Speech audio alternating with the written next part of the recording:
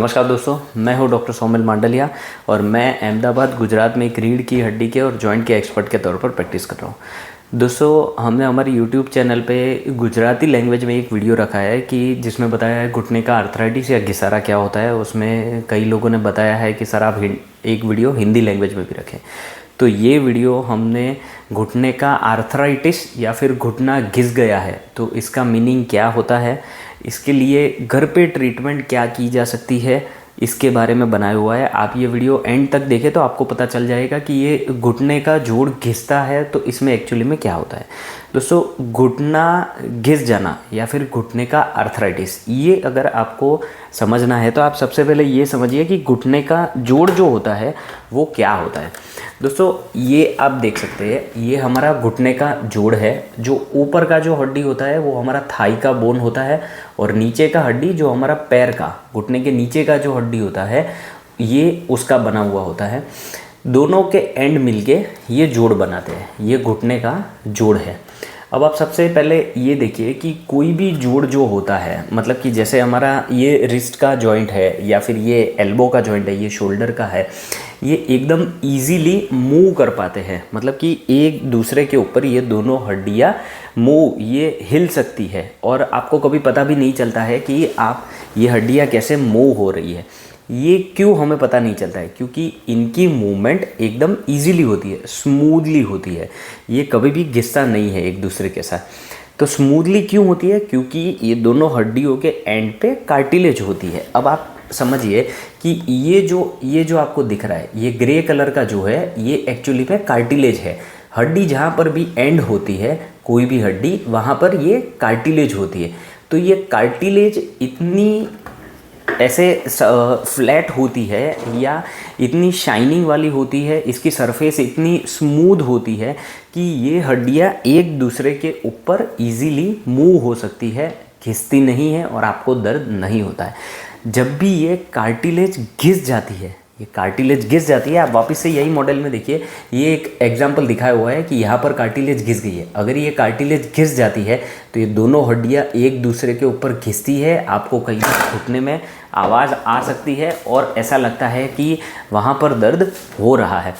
तो इस चीज़ को कहते हैं घुटना घिस जाना या फिर घुटने का आर्थराइटिस। अब इसके 4 मेन कारण होता है। सबसे पहला होता है एज रिलेटेड आर्थराइटिस, मतलब कि जैसे जैसे उम्र बढ़ती है वैसे वैसे कई लोगों के बाल सफ़ेद होते हैं, वैसे ही घुटने की जो कार्टिलेज होती है वो भी डैमेज होती है। दोनों हड्डियाँ एक दूसरे के पास आ जाती है और दोनों हड्डियाँ घिसती है। जब भी आप घुटना मोड़ते हैं, सीधा करते हैं, नीचे चौकड़ी मार के बैठते हैं, आप खड़े होते हैं, तभी ये दोनों हड्डियाँ एक दूसरे के ऊपर घिसती है और आपको दर्द होता है। ये एज रिलेटेड आर्थराइटिस है। दूसरा है गठियावा या फिर रूमेटॉइड आर्थराइटिस। रूमेटॉइड आर्थराइटिस जो है, इसमें भी ये कार्टिलेज डैमेज होती है और दोनों हड्डियाँ एक दूसरे के ऊपर घिस सकती है। तीसरा होता है इंस्टेबिलिटी। अब इंस्टेबिलिटी क्यों होती है? घुटने के दोनों ये जो हड्डियाँ है इनके बीच में लिगामेंट होता है, लिगामेंट होता है, मेनिस्कस मतलब कि गादी होती है। अगर ये लिगामेंट डैमेज हो जाता है तो फिर ये घुटना हमारा अनस्टेबल हो जाता है। ये इंस्टेबिलिटी के कारण भी हमारा घुटना जल्दी से घिस सकता है, उसमें आर्थराइटिस हो सकता है।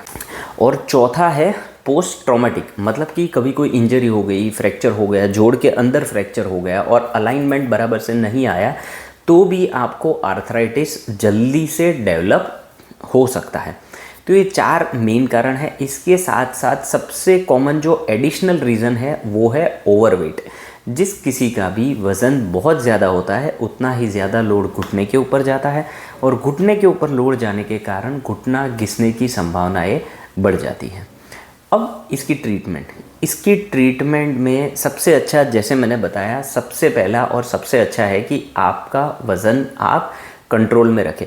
अगर घुटना घिसना जस्ट शुरू हुआ है, अर्ली स्टेज में है, तो वेट लॉस से आपको बहुत ही फ़ायदा हो सकता है और ज़रूरत ना भी पड़े कभी आपको कोई भी ऑपरेशन की, ऐसी भी कंडीशन में आपका घुटना वापस से आ सकता है। दूसरा है विटामिन D3, विटामिन B12 और कैल्शियम। ये तीनों का लेवल अच्छा होना चाहिए। इनके लिए आप दूध या दूध से बनी हुई जो भी चीज़ है, पनीर है, ये सब कुछ ले सकते हैं। फ्रूट खा सकते हैं। फ्रूट में खास करके बनाना ले सकते हैं, उसके साथ साथ ड्राई फ्रूट है, वॉलनट है, ये सब ले सकते हैं। इन सब से विटामिन D3 और कैल्शियम बढ़ता है। और B12 के लिए आप हरी पत्तेदार जो भी सब्जियां होती है ये सब ले सकते हैं, जिससे विटामिन B12 नॉर्मल हो सकता है। तीसरा है एक्सरसाइज। अगर आप घुटने की एक्सरसाइज रेगुलरली करेंगे, क्वाड्रिसेप्स मसल की जो एक्सरसाइज है हमारी चैनल पे हमने दी हुई है, ये एक्सरसाइज अगर आप डेली करेंगे तो आपके घुटने के मसल की स्ट्रेंथ बहुत अच्छी हो जाएगी और आप घुटने के आर्थराइटिस से डेफिनेटली बच सकते हैं। ये आपको बहुत ही ज़रूरी है। और चौथा है कि हलन चल, मतलब कि मोबिलाइजेशन। अगर आप मोबिलाइजेशन रखेंगे, कुछ नहीं तो डेली आप चलना रखिए, रोज़ सुबह आधा घंटा एटलीस्ट चलने का रखिए, तो फिर आपके मसल की स्ट्रेंथ, ओवरऑल बॉडी की हेल्थ बहुत ही अच्छी रहेगी। आप घुटने के, हिप के कोई भी आर्थराइटिस से, इवन बैक पेन से आप बच सकते हैं। तो ये 4 चीज़ें हैं जो बहुत ही ज़रूरी है, जिससे आप घुटने के आर्थराइटिस से बच सकते हैं और अर्ली स्टेज में इससे ट्रीटमेंट भी कर सकते हैं। अगर घुटने का आर्थराइटिस बहुत ही एंड स्टेज में है, मतलब कि ये कार्टिलेज एकदम घिस गया है, अंदर की गादी जो है डिस्क वो भी ख़राब हो गई है, दोनों हड्डियाँ एक दूसरे के एकदम ही पास में है और इसमें आपका घुटना भी थोड़ा तिरछा हो रहा है, तिरछापन दिख रहा है उसमें कि घुटना ऐसे टेढ़ा हो गया है, तो इन केसेस में ऑपरेशन की ज़रूरत पड़ सकती है। ऑपरेशन बहुत सारे अलग अलग होते हैं, जैसे आधा घुटना बदला जाता है, किसी मरीज़ में पूरा ही घुटना बदलने की ज़रूरत पड़ती है। ये एकदम ब्रॉड टॉपिक है, इसके लिए हम एक अलग वीडियो बनाएंगे। लेकिन अगर कोई भी घुटना घिस गया है, उसमें अगर एंड स्टेज है, तो इसमें ऑपरेशन की ज़रूरत पड़ सकती है। और ये वर्ल्ड लेवल पे one of the most successful surgery है। घुटना बदलने के बाद आप इजीली चल सकते हैं, घूम फिर सकते हैं और कोई रिस्ट्रिक्शन नहीं रहते। तो अगर ऐसी कोई भी दिक्कत है तो आप नीचे दिए गए नंबर पर आपके रिपोर्ट भेज सकते हैं या फिर कॉल करके अपॉइंटमेंट लेके हमें अहमदाबाद मिलने के लिए आ सकते हैं। धन्यवाद।